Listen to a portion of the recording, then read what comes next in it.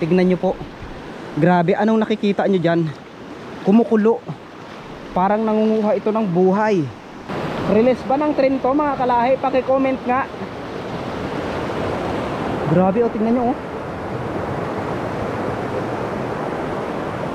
Oh, may daanan dito, may daanan. Ayan, meron daanan dito ng tao. Ayan, tignan nyo. Parang release ng tren. Grabe, nakakapangilabot. Tignan nyo naman kasi. Namangha ako sa ganito ka ibang klase yung lugar.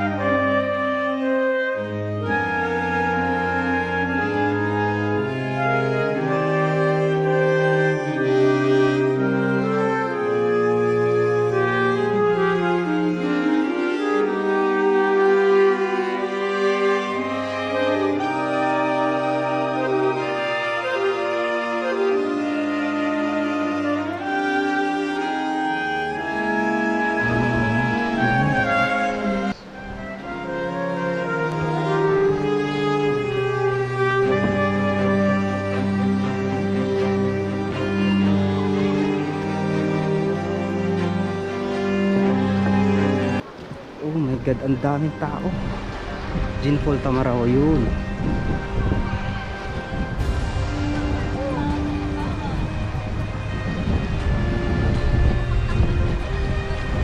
So sa ngayon pala, bago natin mapupuntahan itong lugar na i-explore natin sa part na yun, yun o.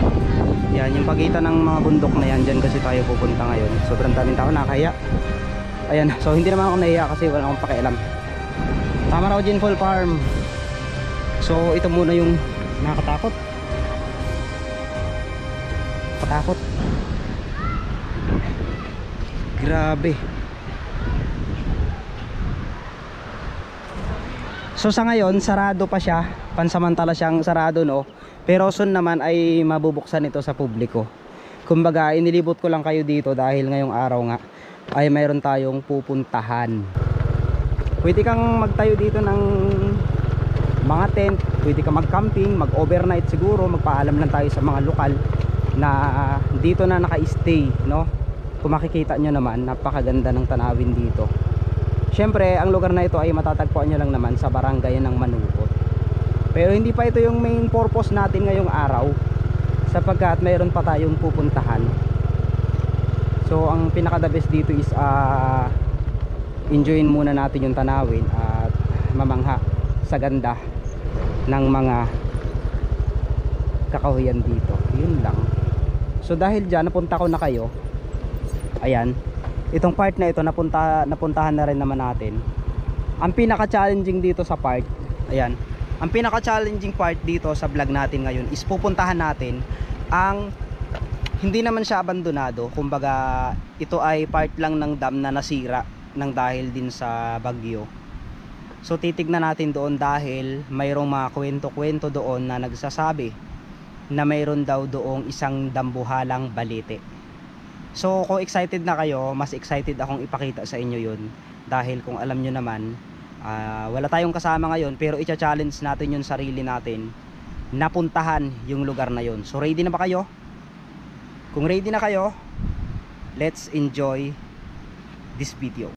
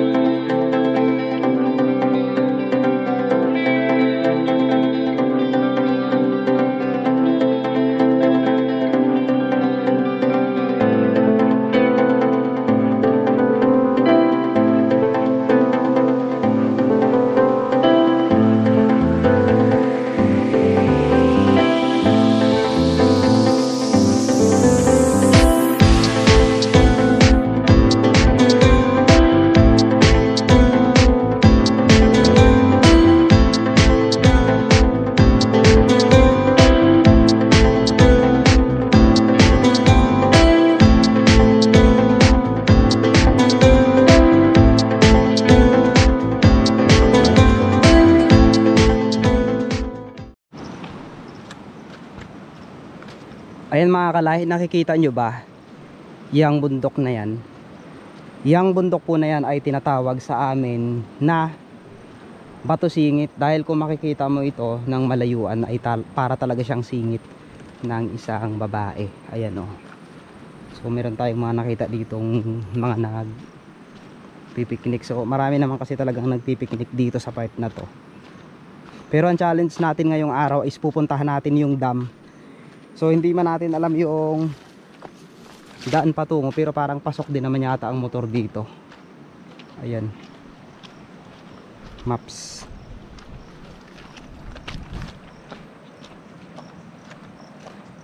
So meron tayong mga ilang kabataan na nakita dito na kumakain sila, pero hayaan na lang natin dahil for personal purposes na rin siguro yung pagpunta nila dito, kasi may mga bagay na hindi natin pwedeng ipakita sa social media. Yun yung gusto kong sabihin sa inyo. So ngayon, tara patuloy tayo. Nakikita nyo ba yung bundok na yan? Yan yung bundok na pinaniniwalaan nilang singit daw ng isang higante. Pero gaano nga ba ito katotoo? Dahil yung pupuntahan natin ngayong araw na ito ay hindi basta-bastang lugar lang. May history po ito na kung saan isa rin sa pinaniniwalaan nilang, hindi naman sa kinakatakutan, kumbaga umiiwas lang sila sa lugar na yun dahil maraming misteryo at mga kababalagan kasing nangyari doon. Dahil kung makikita nga natin, story time tayo ha. Dahil kung makikita nga natin doon yung part ng isang balete na napakalaki. Dambuhala daw yun, sabi nila, na yun daw yung nagbabantay doon. Pero yung pinagtatakahan nila is paulit-ulit na lang nasisira yung dam na yun. Every time na lumakas yung baha, lumakas yung ilog, ay nasisira yung dam. So ano nga ba yung katotohanan? May imbestigahan kaya natin. So ang challenge dito ngayon is mararating ba natin yung dam na yun? So abangan nyo, dahil nung nakaraan pinuntahan natin to, nabigo tayo. Ngayon ay i-challenge natin yung sarili natin kung kaya nga ba. So muli, ako si Mr. Kalahi at tara, samahan nyo ako. Yun lang naman yung gusto kong sabihin sa inyo, no. Madalas kasi nakikita nyo akong may mga kasama. It's time naman, so walang nag-request ng vlog natin na ito. Kumbaga gusto ko lang i-challenge yung sarili ko sa bagay na alam kong kaya ko naman siguro. Pero may nadaanan tayo dito. Ano ito?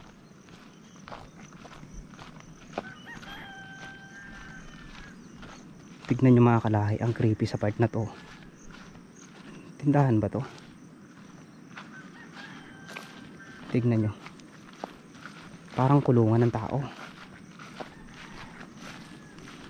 Tao po. Walang tao, pero patuloy tayo. Ayan po, yan po yung tinatawag naming bato singit. Parang may sumusunod sa akin na aninag ko. Anong napapansin nyo dyan? Di ba napakaganda? Talagang mamamangha ka sa natural na ganda ng tinatawag na bato singit na ito. Ang mas maganda dito mamaya, sana makita natin yung dam. So abangan nyo po yun. Grabe, ang ganda dito mga kalahi. Tignan nyo naman. Ang ganda ng mga pine trees dito.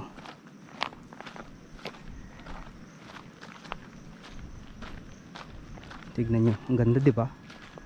Napaka peaceful ng lugar dito. Pwede tayong mag-picnic dito, pwede tayong maglagay ng hammock, tent. Pero yung ating katanungan ngayon nga na pinaulit-ulit kong tinatanong sa inyo is, mapupuntahan ba natin yung dam o susuko tayo? Pero sana lang makita natin ito, no. Kung wala naman ay di no choice naman tayo kung hindi ipagpatuloy na lang yung nasimulan natin. Kinakabahan ako, hindi ko alam kung bakit may mga nagtatawa ng mga bata dito. Tapos sa part na ito,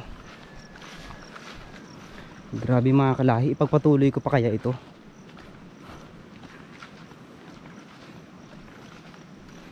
Kinikilabutan ako, natatakot ako kasi ang hirap ipaliwanag.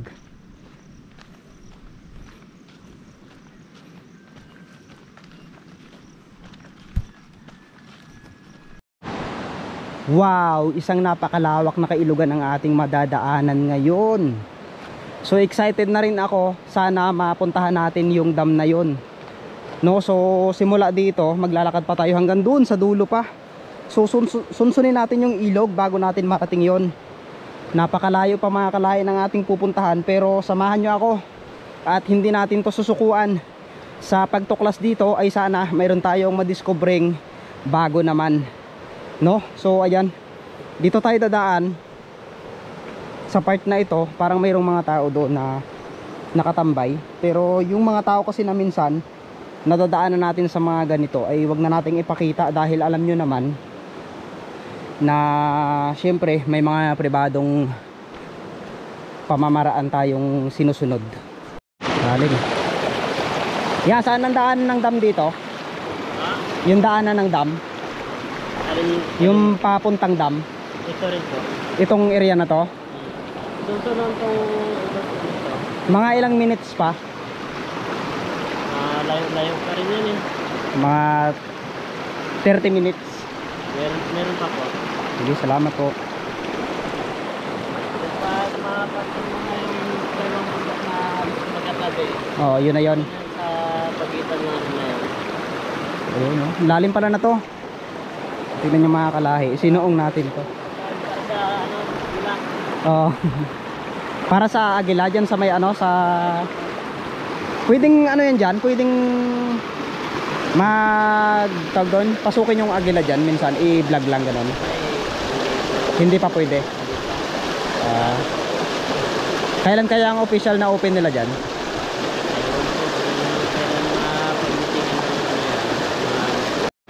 Mukhang sa part na ito kailangan nating hubarin yung ating tsinelas, dahil kung susuotin natin to, talaga namang aabutin tayo ng isang oras. Kasi alam nyo naman, nandito sa part na tayo ng Albunan yata ito. Kailangan nating sumuong sa mga malalaking bato, sa mga ragasaan ng malakas na tubig bago tayo tuluyang pumunta doon sa tinatawag na dam. So ano nga ba yung itsura niya? Meron kaya tayong mararating doon, makikita baga, no? So kahit lumakad ako ng almost 1 hour, wala naman akong schedule ngayon na hinahabol. So okay pa rin naman. Ang mahalaga is nakapunta ako doon ng matiwasay. So may nakausap nga ako doon, sila pala yung nangangalaga ng Agila dito sa Tamaraugin Pool. So sila yung nagmamanage ng area ngayon. So sana marami pa yung mga katulad nila na nagbabantay ng ating kalikasan. Ayan, so dito tayo. Ang lalaki ng bato dito, ha. Uy, yun, laki yun. Laking ahas. Grabe, ang bilis. Tabi-tabi lang po. Gagi. Sorry po, napamura ako. Then susunsunin lang natin to Nangangamba ako dito kasi may ahas tayong nakita.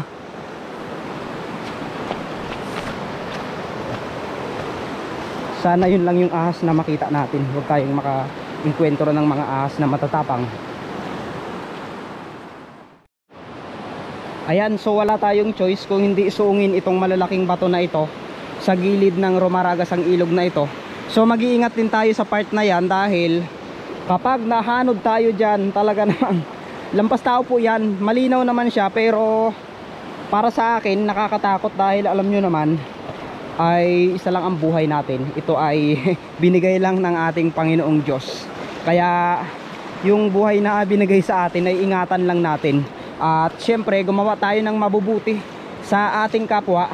Hindi man tayo masuklian ng kabutihan na ibinigay natin sa kanila, at least mayroon tayong part ng buhay nila na kung hindi dahil sa atin ay yun nga, hindi ko na kayang ipaliwanag dahil namamangha na ako sa magagandang bato dito. Grabe ang lalaki ng mga bato dito mga kalahi. Tignan nyo, iba-ibang korte. At ang mga bato na ito ay tila nang galing pa talaga sa kabundukan. Pero isa lang ang napansin ko dito, parang mayroon tayong release ng tren dito na nakita. Ayan, tignan nyo, anong napapansin nyo? Parang may strukturang nakatayo. Grabe, tignan nyo naman. Sa ating paglalakbay, mayroon tayong nakita dito. Para siyang struktura ng isang tren. Grabe. So tara, samahan nyo na ako. Ayan o, ito yung dadaanan natin. Grabe. Wala akong masabi kundi puro grabe. Ayan. Ano yan, tignan nyo yan. Anong napapansin nyo? Yan. Yun yung pupuntahan natin. So kailangan nating tumalon-talon dito bago natin marating yun. Oh my goodness, ano ito? Bakit ganito ang pagkakawa dito? Release ba ng tren to mga kalahi? Paki-comment nga. Grabe, oh, tingnan nyo oh. Oh, may daanan dito, may daanan. Ayan, mayroon daanan dito ng tao. Ayan, tingnan nyo. Parang release ng tren. Grabe, nakakapangilabot. Tignan nyo naman kasi. Namangha ako sa ganito ka ibang klase yung lugar. Ayun oh. Para saan kaya ito? Bakit nila ito ginawa? Nakakamangha. Ganda dito mga kalahi. Tignan nyo naman. Ayun. Ay, ibang klase. My goodness. Oh my goodness. Ibang klase dito. May mga kabahayan dito. Pero sunsunin na lang natin tong area na to. Mararating na natin yung dam. Ayan. Ayan. So susunsun sana tayo sa ilog. Pero dito na lang mas madali. Mula dito ay makikita natin itong napakahabang istruktura na ginawa dito. So ngayon ko lang nakita na ito pala ay agusan ng tubig na nagsusupply doon sa mismong barangay ng Manuot. Kung makikita nyo nga, hindi ko alam kung malapit na tayo o malayo pa ba, dahil ang sabi sa akin ng guide na tinanungan natin kanina ay nasa pagitan daw ito ng isang malaking bundok. Last minute ng video natin, parang ayaw ko nang ituloy yung pag vlog dito dahil kakaiba na yung pakiramdam ko. Kung nakikita niya nga, ako lang mag-isa dito. Pero patuloy tayo, sabi ko nga, walang susuko hanggat hindi natin nakikita yung ating goal ngayong araw na ito. Dahil wala naman tayong mga kailangang intindihin sa ating mga oras, ay patuloy na lang tayo. At syempre si Lord nang bahalang gumabay sa atin kung ano yung makihinanap na natin sa part na yon. At ito na nga, mukhang malapit na tayo dito sa Mount Iglit. Ayan po, nakikita nyo ba yan? Napakalapit na natin dyan mga kalahi. So hindi ko lang alam kung nasaan na yung dam.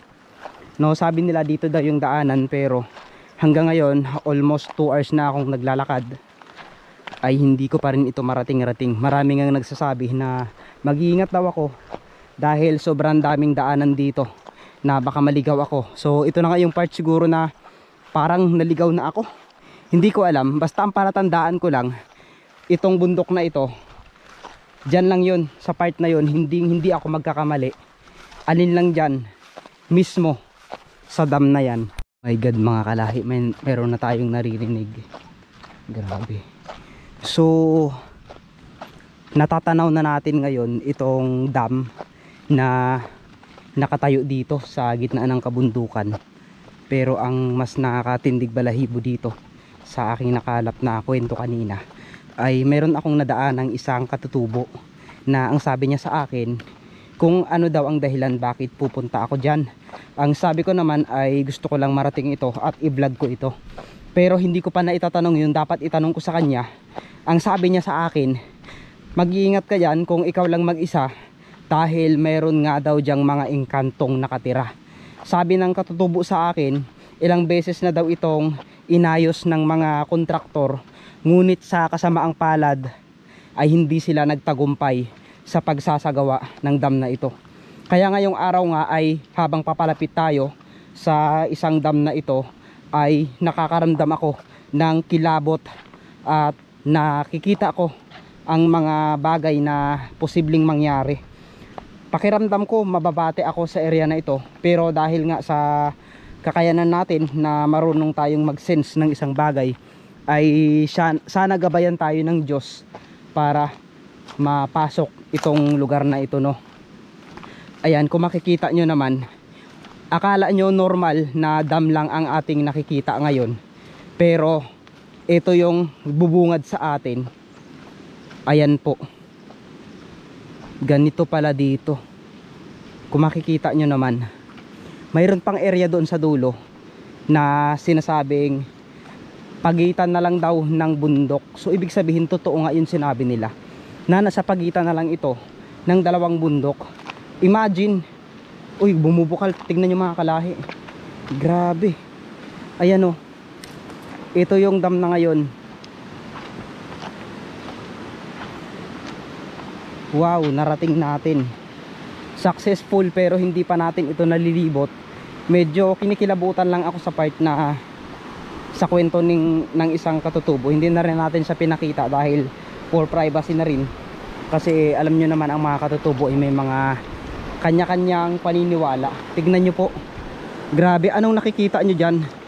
Kumukulo, parang nangunguha ito ng buhay. Delikado. So sa part na ito, papasok tayo dito. Tignan natin. Ngayon sa part na ito, papasukin natin itong dam na ito at titignan natin kung totoo nga ba yung mga misteryo dito.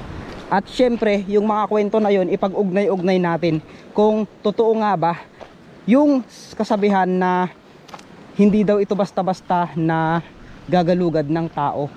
Pero ito, mayroon ditong part na nakasarado na. Ayan, so private property, pero sana mapasok natin ng ligtas at wala naman tayong ibang gagawin dito.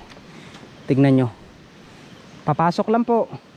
Amoy ano, ang bango, may mabangong amoy. Ayan, so pasukin natin. Ayan, so sana maging successful.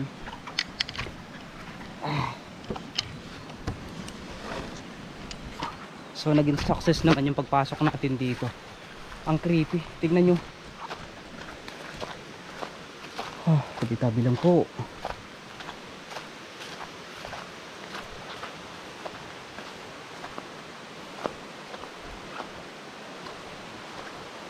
Ano kayang makikita natin sa likod na to? Kinakilabutan ako mga kalahi, legit. Hindi ito basta-bastang pakiramdam lang. So bago tayo umakyat dito, pupunta muna tayo dito sa part na ito. Ayan, parang may pintuan siya. So ito yung bubungad sa atin kapag nasa likod tayo ng dam. Ay, totoo nga yung sinabi nila. Bakit pinupulutan siya ng mga ahas? Grabe, totoo pala. Tapos ito, uy, kinikilab. Uy, ano yun? Tignan nyo mga kalahi, napakalaking balete ang bumabalot dito sa area na ito. Grabe. Totoo yung sinasabi nila na talagang may balete dito. At dito sa part na ito makikita natin, ano, hala, grabe, tignan nyo. Oh my goodness, ang lalim na to. Tignan nyo, lalim na to mga kalahi, oh, parang barkong bato kung makikita nyo. Tapos pwede kang tumawid dito. So i-challenge natin yung sarili natin kung kaya naman yung pagtawid dito. Pero kung hindi naman ay bakit natin gagawin, di ba? Ayan, susubukan natin. So ngayon mga kalahi, i-challenge natin ang sarili natin na tumawid doon sa kanilang tawiran. So sana maging successful yung pagtawid natin. Sana ay makatawid tayo ng maayos. Pero tignan nyo naman kasi, ito lang yung tanging daanan. Ayan, hindi natin alam kung safe ito eh. Pero I think hindi na ito na tatawiran.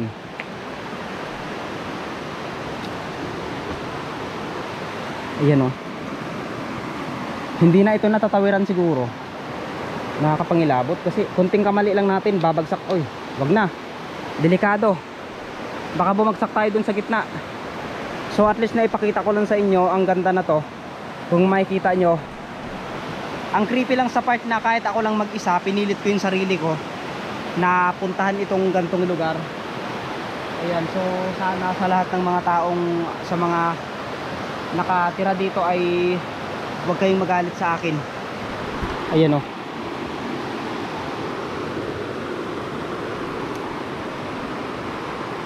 Grabe, tignan nyo naman.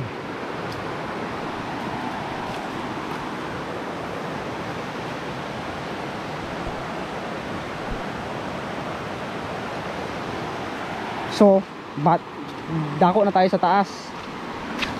Ang creepy mga kalahi, wala talagang katao-tao kahit isa. Tignan nyo naman, halatang ito, oh, ano to? Bakit parang mahigaan dito? Tapos nilinis nila itong area na to, pero anong ginawa nila dito? Tignan nyo naman yung mga bato. Yung mga bato ibang klase. Tignan nyo. Kita nyo ba? Yan, tabi-tabi lang po, parang ano, parang guguho. Hindi ko alam kung part na ng Lamintaw itong dam na ito. Pero ang alam ko Lamintaw na ito eh. Lapitan natin itong Dambuhalang Balete. Grabe, ang laki. Ayan. May amoy akong naamoy na hindi ko maipaliwanag. Ang bango, parang isang pabango. Oh my god, may buto dito. May buto. Ang bigat. May buto, oh. Anong buto ito mga kalahi? Buto ng isang nilalang. Grabe. Tignan nyo, buto ng isang nilalang ang nakita natin. Sa palagay nyo, anong klaseng buto ito? Ayan.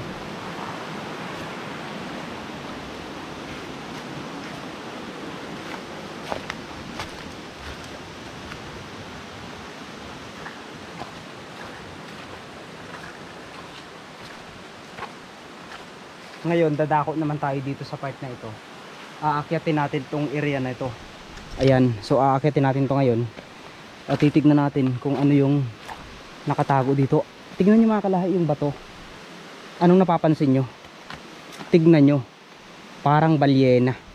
Grabe, oh, parang balyena. Nakakapangilabot. Nakakaramdam ako na, uy, may hagdan dito. May hagdan silang ginawa. Ayan, oh.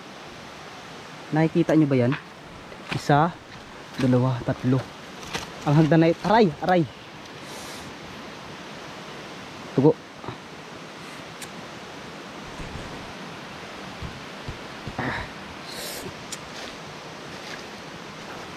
Tabi-tabi lang po. Tabi-tabi lang. So yan, so bago tayo tuluyang umalis at magpapaalam ay ipunta ko muna kayo dito sa part na ito. Titignan natin kung ano nga ba yung special dito at ano nga ba yung mga makikita natin.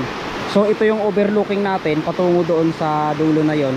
At makikita natin ito galit na galit, grabe. Tignan nyo naman mga kalahi.